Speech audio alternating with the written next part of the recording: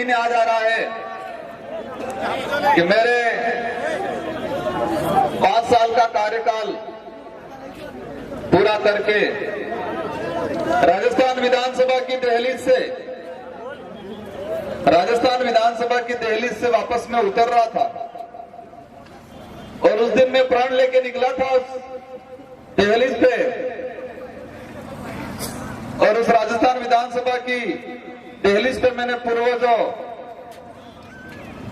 और हमारे गांव खेड़ों की गोत्रों की देवियों को मैंने याद किया था और कहा था कि जब 2023 में वापस चुन के आऊं तो हम 2 नहीं, हम 12 से 15 आने चाहिए, ये कल्पना की थी मैंने उस दहलीज पे प्रण लिया था कि हम दोबारा आएंगे और डबल डिजिट में आएंगे। ये घाटोल वालों ने आज एहसास करा दिया। आज मैं मेरा वक्तव्य शुरू करने से पहले हमारे महापुरुष भगवान बिरसा मुंडा, जिन्होंने 25 साल की उम्र में अंग्रेजों से लोहा लिया और अंग्रेजों के नाक में दम कर दिया, और 25 साल की उम्र में इस देश के लिए और इस समाज के लिए अपनी जान गंवाई, उनको मैं नमन करना चाहूंगा। इसके अगले क्रम में गोविंद गुरु महाराज, जिन्होंने इस क्षेत्र में आदिवासी समुदाय के अंदर जागृति लाने के लिए अंग्रेजों और राजा रजवाड़ों के द्वारा जो तानाशाही की जा रही थी, शोषण किया जा रहा था, अत्याचार किया जा रहा था, उसके खिलाफ इस कौम को एकत्रित करके जागृति लाने के लिए और हम अपने हक अधिकार को लिए लड़ने के लिए इस समाज में जागृति लाए गोविंद गुरु महाराज।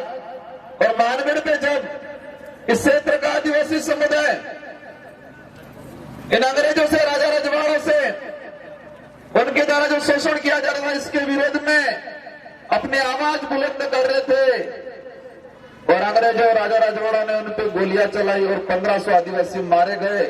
और उस दिन गोविंद गुरु महाराज का जो सपना अधूरा रह गया है, उस सपने को आज ये भारत आदिवासी पार्टी पूरा करेगी। उनको नमन करना चाहूंगा। साथ ही भीमराव अम्बेडकर जी, जो हम आज वोट की बात कर रहे हैं, संविधान निर्माण में उन्होंने मुख्य भूमिका निभाई और उस देश की आम जनता को एक अधिकार दिया और इस देश चलाने की एक चाबी दी, जिसको हम वोट कहते हैं। उनको नमन करना चाहूंगा मैं।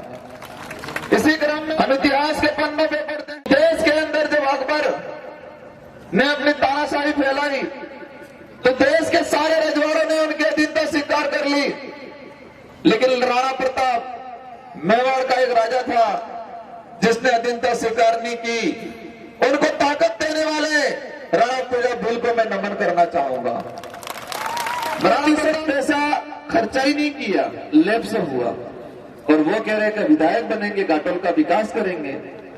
भाजपा ने पहले भेजा था विधायक, मैं भी गया था, मेरी विचारधारा ने मुझे विधायक बना के भेजा और हमने कहा था कुछ तो बोल लो घाटोल को लेके, विकास को लेके।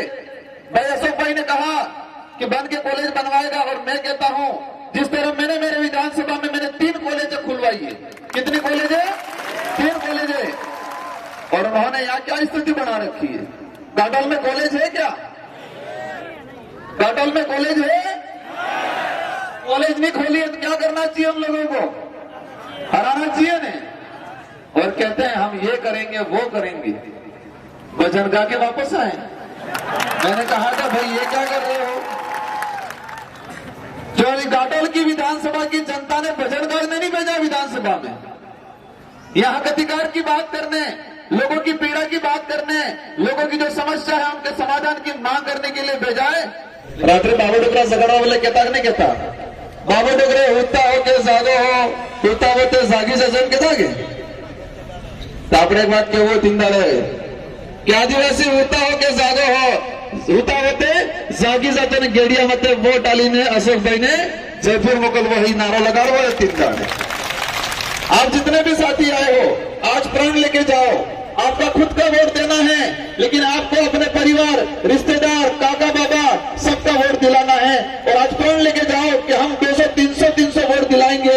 हाथ ऊंचा करके मुझे आश्वस्त करके बताओ कि सभी साथी 200, 300 वोट दिलाएंगे। दिलाओगे?